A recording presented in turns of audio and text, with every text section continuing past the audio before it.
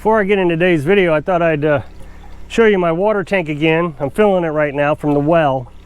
You might be able to hear the generator in the background. I'll explain that in just a second. But this 275 gallon IBC tank. Yeah, and I fill it, I don't know, well, it's getting where it's about once a week now.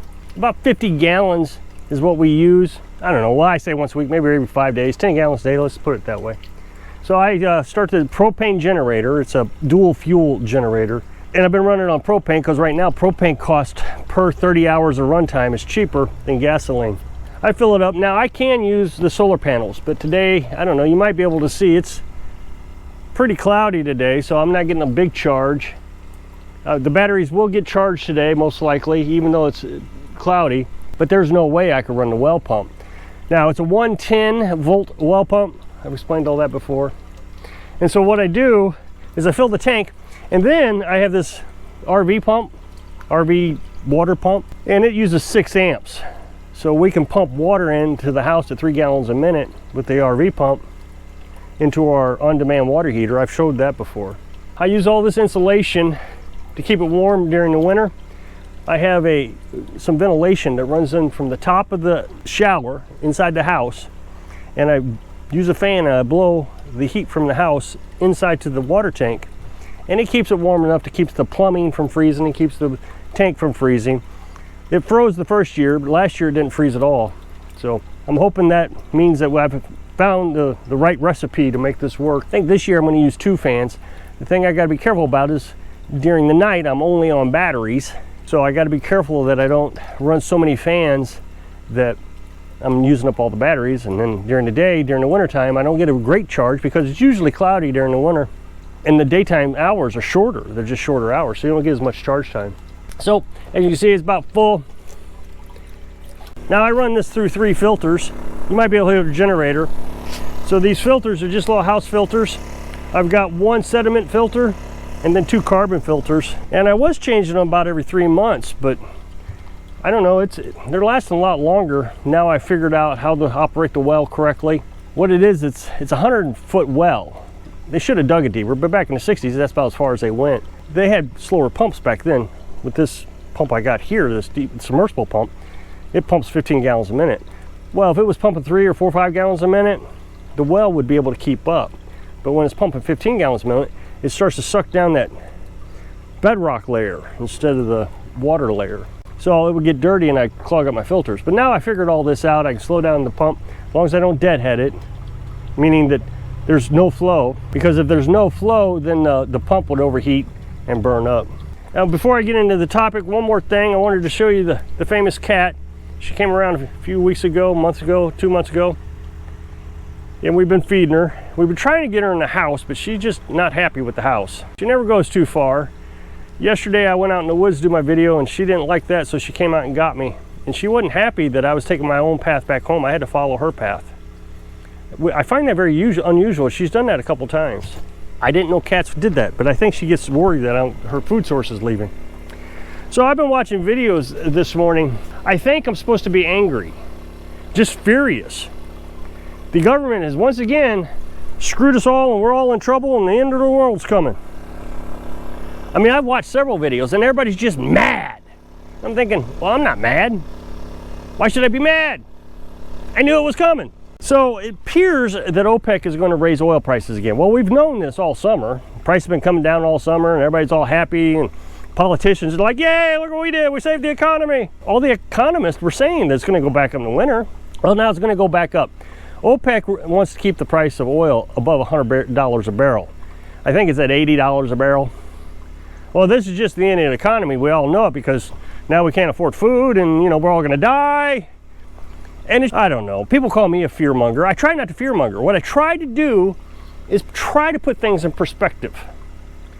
Yeah, things are always bad. They've always been bad my entire life. When I look at politicians, things have always been bad. We've always been at war, we've always had bad economy, we've always been in a recession. I mean, I tried to run a business we were in a recession twice. So it's always bad. So nothing we do politician-wise makes a difference. I said this in a previous video, got a lot of positive feedback about it. Well, the last president was going to save us. And fine, if you really like the last president, that's great. If you want to vote the last president back in, that's great. But again, he can only serve for 4 more years, and then he's gone. So just like this time, he came in and apparently, according to everybody, he saved the world. But when he left, the world went right back the way it was. So how did he save it? In my mind, it's actually worse than it was before he got in office. It appears that people rely totally on government to save them. If you're relying on government to save them, then you're always going to need to be saved. They can't save you. They can save you for 4 years at the most, and then after that, it's done. I'm hearing that it may not make any difference. I was told that the Congress will flip. It's going to go red. But the Senate's going to stay blue. So what difference does it make? I'm going to shut the generator off.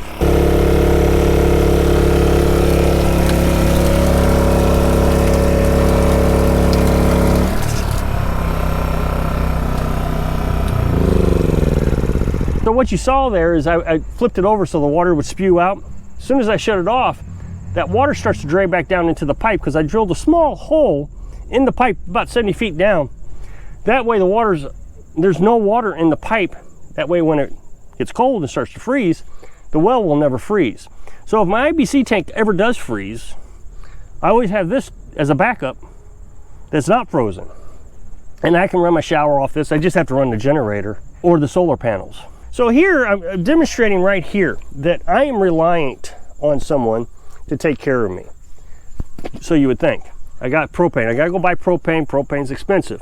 Like I said, right now, propane and gasoline are about the same price when I compare it to a 30-hour runtime. But when gas prices go up, the last time it happened, propane was significantly cheaper. But I'm still relying on somebody. I gotta go and get the propane. And the propane is so far away. It's about 30 miles away. That's a 60-mile round trip. So I got 10 cans that I wait until I get about 7 cans, and then I take them and get them filled up. That makes the trip a little bit more worthwhile. We'll also pick up some groceries. But that shows that I'm relying on somebody. So I always try to figure out a way to make sure I'm not completely relying on anybody, ever. So I can run this on solar. And I'm going to buy, and I've said this many times, a simple pump. There is a particular one I am looking for. I can't find it. I know where I think I can find it, so next time I'm in that area, I'm going to look for it. And then I'll be able to run another pipe down here into my well, and I'll be able to hand pump. That way, if I don't have any solar and I need water, I still can get water if I don't have propane or gas to run the generator. So this brings me back to the point, why are we relying on politicians? Well, the first thing is, I've noticed even with my YouTube channel, that when I'm talking happy and cheery, and I'm talking about positive thoughts, that life doesn't have to be that bad. You don't have to be angry. My channel doesn't do well. But boy, when I'm talking about the government, how terrible they are, and you know, my guy's not in office and all that stuff, or the government's gonna ban something, my channel explodes. All the channels that talk bad about government do really well. I don't know if it's just people need confirmation to be mad at the government, but I don't understand why we have to be mad at the government at all. I know for a fact, government can't take care of me. They're bad at it. So I don't ask them to do it. My audience will agree that the government's only job is to protect us from foreign and domestic enemies. That's the primary job. We pay taxes for that. And hey, you know what? I'm more than happy to pay taxes for that. But then I have to worry about government and gas prices. Because government makes policies that says, hey, you know, we have to be environmentally friendly. So we have to make sure that we're not pumping oil on our soil in the United States, but that somebody else is. That should save the environment. If somebody else is pumping the oil, it's much cleaner. Although they have the worst technology, we have better technology, can pump oil cleaner, but somehow them pumping it is better for the environment. So we let them pump it and gives our American friends the illusion that we're saving the environment because somebody else is pumping it. Or we send it over to, I don't know, a big country that doesn't like us. I'd rather not mention their name because when I do, they suppress my videos. So we send it over there and, you know, have them do all the manufacturing and all the production and all the stuff, and then they ship it over here. And they have a huge pollution problem. But hey, it's okay. That's like a different planet. It doesn't matter what they do to the environment, as long as our environment's okay. It makes no sense. We all live on the same ball. It kind of goes around. So no, it doesn't matter what government does. The only thing government does is make things worse for everybody. If you really think about what government is there for, it was to protect us from foreign enemies and domestic. How did they get involved in everything else? Where now my gas prices are affected, and my propane prices are affected, my electric prices are affected, my heating costs are affected. They shouldn't be involved in any of that. So the only way to really get your life away from the politicians who are there to make your life more miserable is to get away from it as much as possible. I know there's gonna be people in the comment section, oh, you can't get away from it, you still have to pay property taxes. Or they're gonna come and make you move to the city. Well, for as long as I can, I'm going to do what I can to stay free. Free from government telling me how much I have to spend on a commodity. If they raise propane and gas prices too high that I can't run the generator, I'll shift over to solar. It's a little bit more work for me. That's okay, I don't mind. Of course, I don't have heat costs. All this was free. I have this app called Free Stuff. It monitors Facebook Marketplace. When somebody cuts down a tree in their front yard, they want it gone, they'll put it out there for free, and I go get it. And now I got 15 years worth of firewood. I live in a little tiny house in an area that doesn't require a lot of permits and code. As long as you build it on a trailer frame or it's under 200 square feet, they really didn't care. My taxes on this property is about $25, and now next year it's gonna go up because I did build a tiny house. It's gonna go up to $48. I can deal with that. I produce my own food with eggs. We just incubated a bunch more chickens this last spring.